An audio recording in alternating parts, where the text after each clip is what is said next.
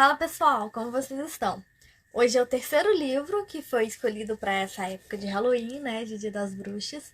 E esse terceiro eu até fiz uma enquete de qual livro vocês queriam do Stephen King e o que ganhou foi O Iluminado. Então, episódio número 7 de Primeiros Capítulos de Livros que vocês deveriam ler. É difícil ler, prestar atenção e fazer carinho num gato. Não é fácil, não. Complica a mamãe, complica a mamãe. Pessoal, esse livro me foi sugerido por uma seguidora assim que eu comecei a página e eu achei a ideia ótima. Então, me sugerem sempre, que eu adoro mesmo. E então vamos começar, eu vou deixar a capinha dele aqui em cima para vocês irem acompanhando. O sono da razão produz monstros. Goya. Primeira parte, introdução. Entrevista de emprego. Jack Torrance pensou. Que babaquinha pomposo! Uma media 1,60 m e se locomovia daquele modo afetado que parecia exclusividade de todo homem gordo e baixo. O cabelo era bem repartido, o seu terno escuro era sóbrio, mas confortável. Sou o homem para quem você vai trazer os seus problemas. O terno parecia dizer ao cliente. Com os empregados, porém, o terno falava de uma forma mais ríspida. Acho bom tudo correr certinho.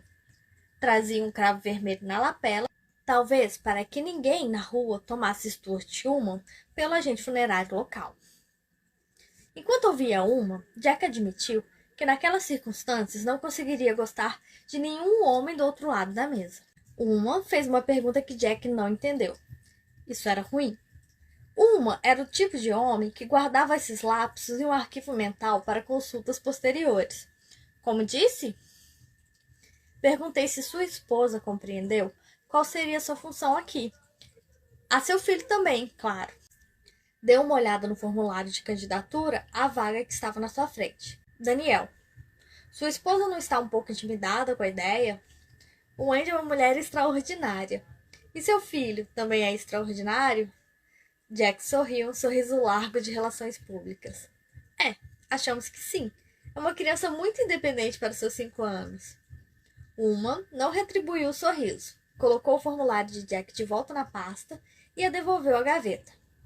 A mesa ficou completamente limpa, exceto por um mata-borrão, um telefone, uma luminária e uma caixa de entrada e saída de papéis que também estava vazia.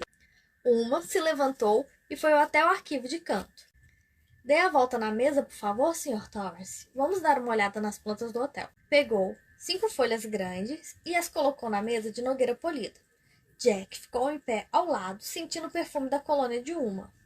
O slogan "Todos meus homens usam English Leather" ou não usam nada, veio à mente sem motivo algum, e ele precisou se segurar para evitar uma gargalhada. Podiam-se ouvir os ruídos dos preparativos do almoço vindo da cozinha do Hotel Overlook. O último andar, anunciou Ullman com um entusiasmo. O sótão. No momento não existe absolutamente nada lá, a não ser quinquilharias. O Overlock já teve vários proprietários desde a Segunda Guerra Mundial, e aparentemente cada novo gerente resolveu colocar no sótão tudo aquilo que não tinha utilidade. Quero ratoeiras e venenos espalhados por todo lugar. Algumas camareiras do terceiro andar dizem que já escutaram barulhos vindos de cima. Nunca acreditei nisso, mas não posso deixar que haja a menor possibilidade de que o rato continue vivo no Hotel Overlock. Jack, que sempre suspeitou da existência de ao menos 1 ou 2 ratos em todos os hotéis do mundo, segurou a língua. Naturalmente, o senhor não deixará seu filho ir ao sótão em hipótese alguma. Não, respondeu Jack, mostrando novamente o largo sorriso de relações públicas. Situação humilhante. Por acaso aquele babaquinha achava que Jack deixaria o filho brincar em um sótão cheio de ratoeiras, móveis velhos e sabe lá Deus mais o quê? Uma tirou a planta do sótão de cima da mesa e a colocou embaixo das outras. O Overlock tem 110 apartamentos de hóspedes, informou em tom profissional. 30 deles, todos suítes, estão aqui no terceiro andar. 10 na ala oeste, incluindo a suíte presidencial. 10 ao centro e mais 10 à ala leste.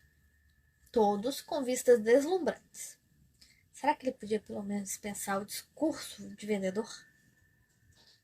Jack continuou calado. Precisava do trabalho. Uma colocou a planta do terceiro andar embaixo da pilha e os dois passavam a examinar o segundo andar. 40 apartamentos, continuou uma. 30 de casal e 10 de solteiro. E no primeiro andar, 20 de cada.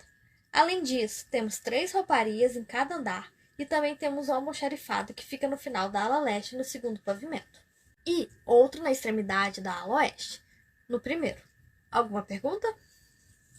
Jack negou com a cabeça. Uma pôs de lado as plantas do segundo e do primeiro andar. Vejamos agora o saguão. Aqui no meio está a recepção. Na parte de trás, os escritórios. O saguão se estende por 24 metros para cada lado do balcão. Bem aqui na ala oeste ficam os restaurantes do Overlock e o Salão Colorado. Os salões de banquete e de baile ficam na ala leste. Alguma pergunta?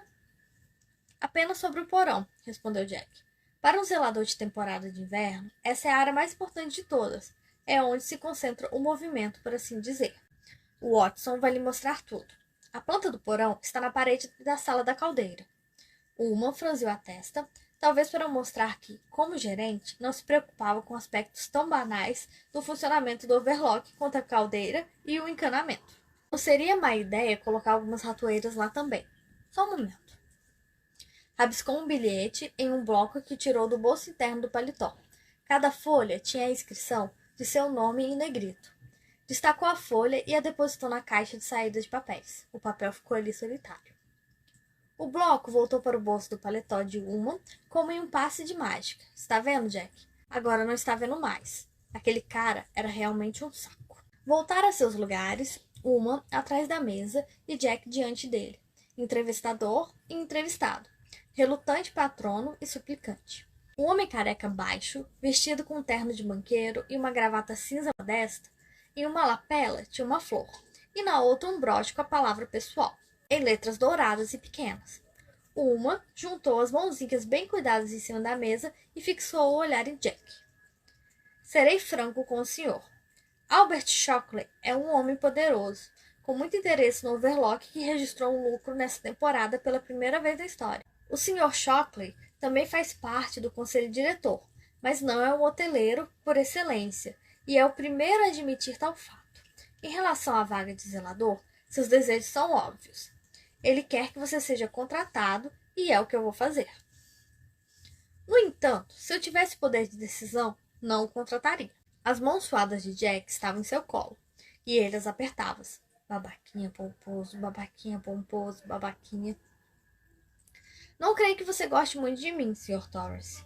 Não me importo. Sua opinião a meu respeito, na realidade, não interfere na minha certeza de que o senhor não é uma pessoa certa para esse trabalho. Durante a temporada que vai de 15 de maio a 30 de setembro, o Overlock emprega 110 funcionários em regime integral, um para cada apartamento do hotel, podemos dizer. Acho que a maioria não gosta de mim e suspeito que alguns me consideram um filho. Estão corretos no julgamento do meu caráter. Tenho que ser um filho poder dirigir esse hotel como ele merece. Olhou para ele à espera de um comentário e o sorriso de relações públicas de Jack se iluminou largo e cheio de dentes. O Overlock foi construído entre 1907 e 1909, continuou uma. A cidade mais próxima é a Sidewinder, a 65 quilômetros a leste daqui, por estradas que ficam fechadas em meados de outubro ou novembro até abril. Foi um homem chamado Robert Townley Watson, avô do nosso encarregado da manutenção, que o construiu. Aqui já se hospedaram os Vanderbilt, os Rockefeller, o Astor e os DuPont. 4 presidentes já ocuparam a suíte presidencial: Wilson, Harding, Roosevelt e Nixon. Não me orgulharia tanto de Harding e Nixon, murmurou Jack. Uma franziu a testa, mas continuou o discurso. O investimento foi pesado demais para o Sr. Watson, e o hotel precisou ser vendido em 1915. Foi mais uma vez vendido em 1922, em 1929 e em 1936.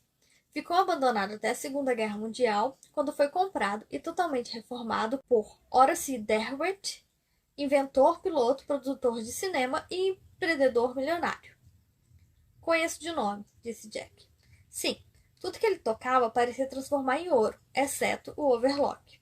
Injetou mais de $1 milhão no negócio. Antes que o primeiro hóspede do pós-guerra entrasse pela porta, e transformou uma relíquia decrépita em uma construção exemplar. Foi Derwent quem construiu a quadra de rock que o senhor admirava quando chegou. Rock? Um antepassado britânico do nosso Crockett, Sr. Torrance. Crockett é um rock degenerado. Conta a lenda que Derwent aprendeu o jogo com a secretária particular e nunca mais deixou de praticar. Essa quadra deve ser a melhor do país. Não duvido, Jack comentou em tom sério. Uma quadra de rock, arbustos cortados em formatos de animais. O que mais? Um jogo de tabuleiro em tamanho natural atrás do galpão de ferramentas? Estava cansado do Stuart Ullman, mas podia notar que ele não havia terminado. Continuaria até a última palavra do que tinha a dizer. Depois de perder 3 milhões, Derwent vendeu o hotel para um grupo de investidores da Califórnia. A experiência deles com o Overlook foi igualmente ruim. Não eram pessoas especializadas em hotelaria. Em 1970, o Sr. Shockley e um grupo de sócios compraram o hotel e me encarregaram da gerência. Durante muitos anos também ficamos no vermelho, mas posso lhe assegurar com satisfação que a confiança dos proprietários atuais em mim nunca foi abalada. Encerramos o último ano em equilíbrio, nem lucros, nem prejuízos, e pela primeira vez em 7 décadas, nossa contabilidade encerrou um ano no azul. Jack supôs que o orgulho daquele homenzinho irritante era justificável, mas logo sua antipatia inicial por Uma o atravessou novamente, como uma onda. Não vejo nenhuma relação entre a história realmente interessante do Overlook e a impressão que o senhor tem de que eu seja a pessoa errada para ocupar o cargo, Sr. Uma, Jack respondeu. Uma das razões para a perda de tanto dinheiro é a depreciação que ocorre à margem do lucro mais do que se possa pensar, Sr. Torrance. Os invernos são profundamente cruéis. Com o objetivo de lidar com esse problema, criei o cargo de zelador de inverno em tempo integral, para ligar a caldeira e aquecer as áreas diferentes do hotel em um rodízio diário. As atribuições também incluem verificar o surgimento de vazamentos e consertá-los e fazer reparos para que elementos hostis não invadam o hotel. É necessário estar em constante alerta em toda e qualquer contingência. Durante nosso primeiro inverno, empreguei uma família, uma vez, de um homem sozinho. Foi uma tragédia terrível. Uma olhou Jack friamente, avaliando-o. Cometi um erro, admito. O homem era um beberrão. Jack esboçou um sorriso vago e sem graça, a antítese do sorriso de relações públicas. Então é isso. Fico surpreso que Al não tenha contado. Eu parei de beber. Sim, o Sr. Shockley me disse que o senhor não bebe mais. Ele também me contou sobre seu último emprego, seu último cargo de confiança, digamos assim. O senhor ensinava inglês em uma escola preparatória em Vermont e perdeu o controle. Não creio que precise ser mais claro do que isso. Mas realmente acredito que o caso de Brad tenha alguma relevância, e foi por isso que eu trouxe à tona o assunto dos seus antecedentes. No inverno de 1970 e 1971, após a reforma do Overlook e antes da nossa primeira temporada, contratei esse coitado chamado Delbert Grad. Ele se instalou nas dependências que o senhor, sua esposa e seu filho vão ocupar. Ele tinha esposa e 2 filhas. Eu me preocupava com algumas questões, sobretudo com a severidade do inverno e com o fato de os Grad precisarem se isolar do mundo externo por 5 ou 6 meses. Mas isso não é verdade, é? Há telefones aqui e provavelmente um radiotransmissor. O Parque Nacional das Montanhas Rochosas está ao alcance de um helicóptero, e certamente um parque grande desses deve ter 1 ou 2 deles. Não sei, respondeu Uma.